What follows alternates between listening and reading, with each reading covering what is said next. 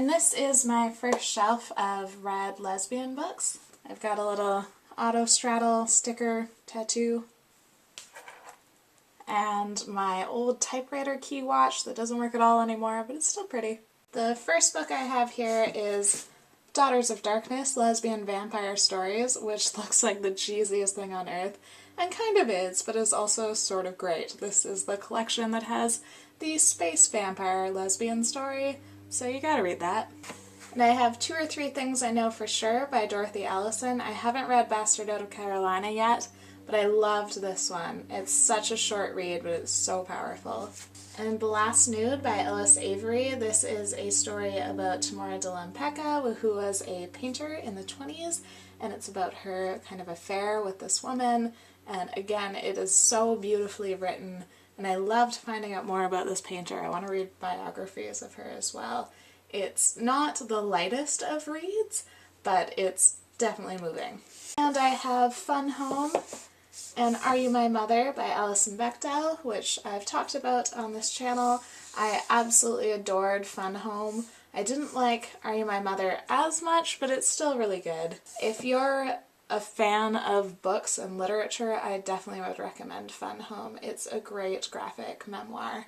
And I have Starting From Here by Lisa Jen Bigelow. This is a lesbian teen book with a dog in it, and I am a sucker for a dog story. This was such a tearjerker for me, but I loved it. I think it's one of the best lesbian teen books that I've read. And we have Nevada by Imogen Binnie. This is an advanced reader copy, so it's not the final cover, but this is a trans lesbian story, and again, not the lightest of reads, but so great. It's definitely one that I want to come back to over and over, and I hope Imogen Binnie writes more.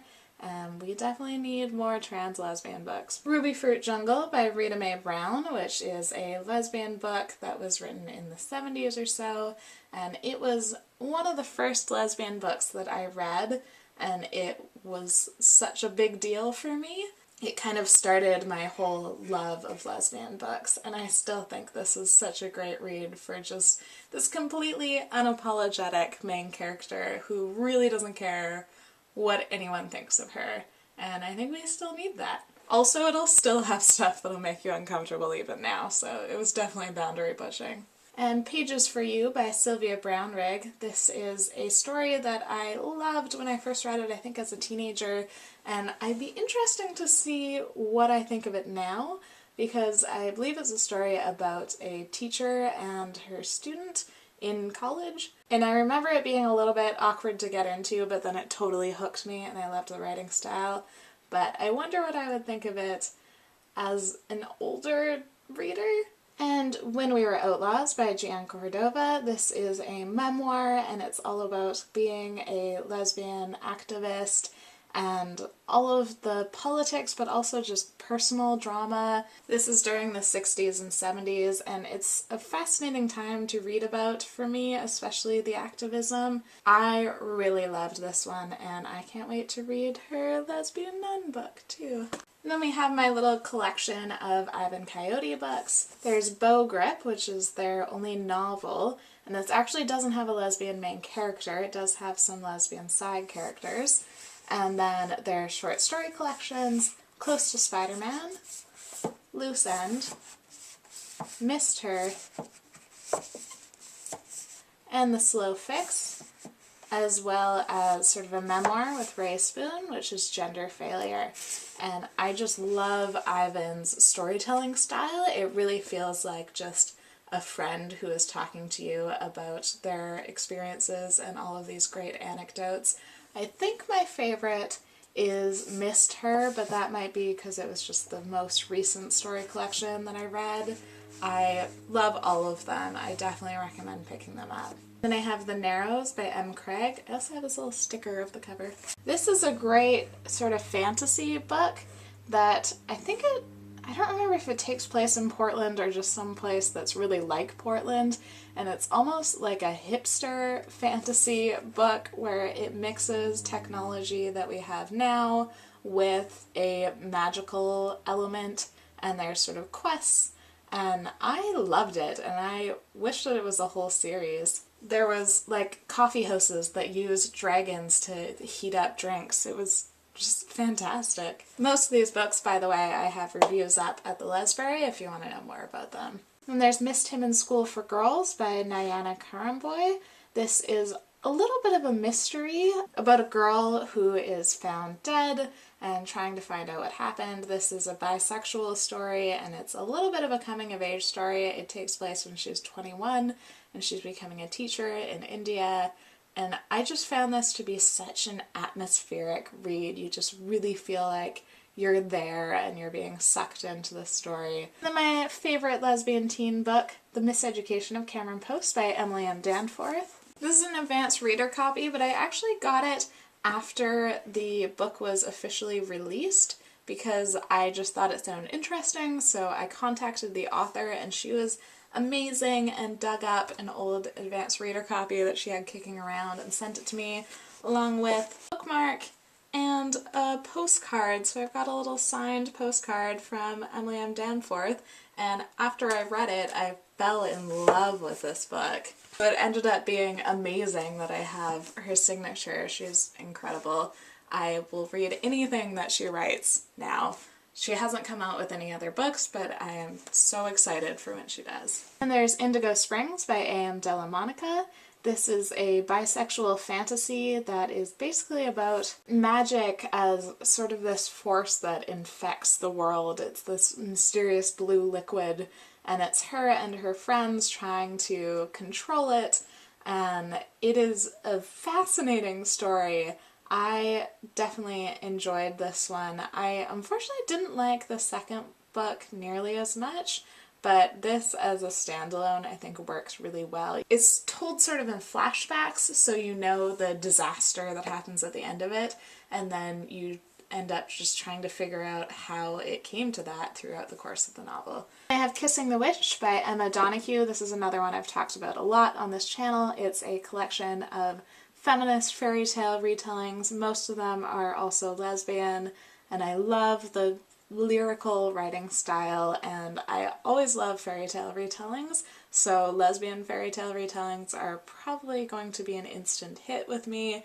I think this is the book that made me fall in love with Emma Donoghue's writing. And this is one of the few collections of poetry that I have, Sisterhood by Julie R. Enzer, and this one I kept mostly because there's one poem in here that just absolutely knocked me flat when I first read it, and it still kind of floats around in my head sometimes. It's so moving. And there's Amy and Jaguar by Erica Fisher. This is a biography of two women in World War II Berlin. One of them is Jewish and one of them is German, and it is obviously a really powerful subject matter, but it's also written so well.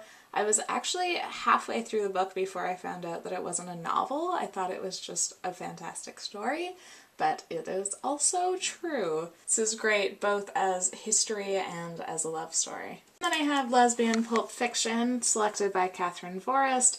Lesbian pulp is a really big interest of mine. This is just excerpts from different lesbian pulp books, and I just love anything to do with lesbian pulp. Ideally, in my dream world, I would have this huge lesbian pulp collection because they are ridiculous and cheesy and obviously hugely offensive, though there's also some great ones, but I just think they're such a bizarre part of lesbian history. And then there's Annie on My Mind by Nancy Garden. I know this is some people's absolute favorite lesbian book.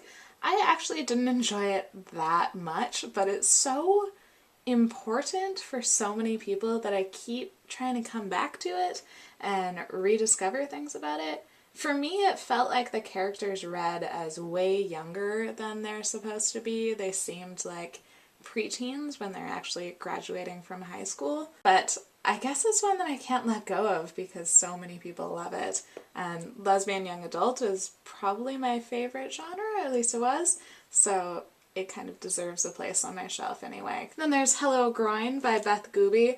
I'm definitely in the minority for how much I enjoyed this book.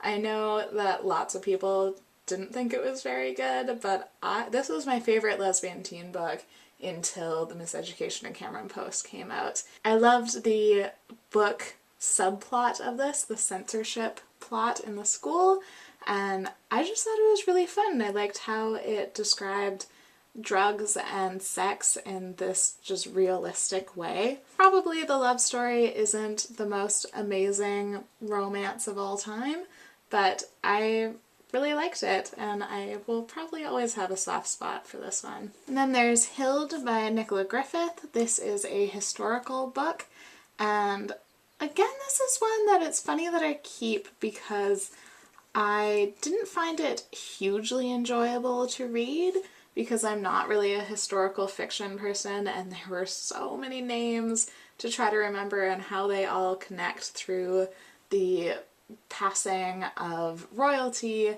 It lost me a lot of the time, but the underlying story is interesting, and Hild is going to be a trilogy. I'll definitely keep reading it because I want to figure out how everything happens, and Hild as a character is fantastic. I really liked her. So I'm gonna keep pushing through it, but personally I found it a bit of a difficult read. Another lesbian teen book is Silhouette of a Sparrow by Molly Beth Griffin. This is a beautiful book. I think the writing is just astounding. It's almost like a fairy tale in the beginning. It's about a teenager in the 20s who is a huge bird enthusiast and is also trying to kind of choose between being true to herself and being a lesbian, and her obligations she has to her family. And I just think it's a really thoughtful book. And I have The Well of Loneliness by Radcliffe Hall. This actually has Tamara Delampicka's painting on the front of it, which is why I love this edition. Lots of people loathe this book. It is definitely not the lightest of reads. The title kind of gives that away, but it's, again, important in lesbian literary history. But I actually thought it was an enjoyable read. I liked it. I thought that the main character was interesting, and I actually liked the writing as well. I know that I am in the minority for that, but I'll probably come back to it. I liked it. Definitely don't ever let this be the first lesbian book you read, though. That's just not a good call. It's way too dark. Then I have Prairie Silence by Melanie Hoffert. This is a memoir, and it's basically about the rural queer experience, which is something that I don't think is talked about enough.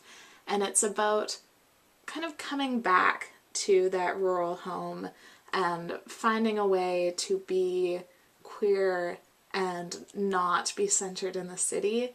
And I didn't like all of this book. There are a few places where it felt a little clumsy to me, but overall I thought it had some really interesting messages. Then there's Eat Your Heart Out by Dana Ingram. I love this book. This is another lesbian zombie book, and if you're not already interested by lesbian zombie book, then I don't really know how to recommend a book to you. And this one I have signed by Dana Ingram, and it says, "Danica, from my brain to yours, eat up." It's also a little bit of a Michelle Rodriguez fan fiction, so basically it has everything good. Next one is Prairie Ostrich by Tamai Kobayashi. This is another story set on the prairies, and it's about the death of the main character's brother and how it affects her family.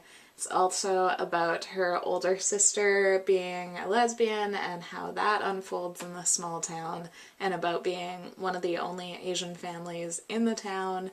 And it's basically about a young kid. She's 8, and it's her trying to grow up with all of these different pressures and grief and not really understanding the world. It is a kind of quiet, brilliant book. Next is The Collection, edited by Tom Leger and Riley McLeod. And this is a collection of trans short stories. One of the first books published by Topside Press, which is all trans stories, and I love this book. I thought that the stories were all just uniformly good, and usually in an anthology it's kind of hit or miss, but these ones were just great quality and such a great addition to queer literature. If you're interested in reading more queer books, or trans books in particular, I would definitely recommend picking up The Collection. And if you're not, then maybe you should be.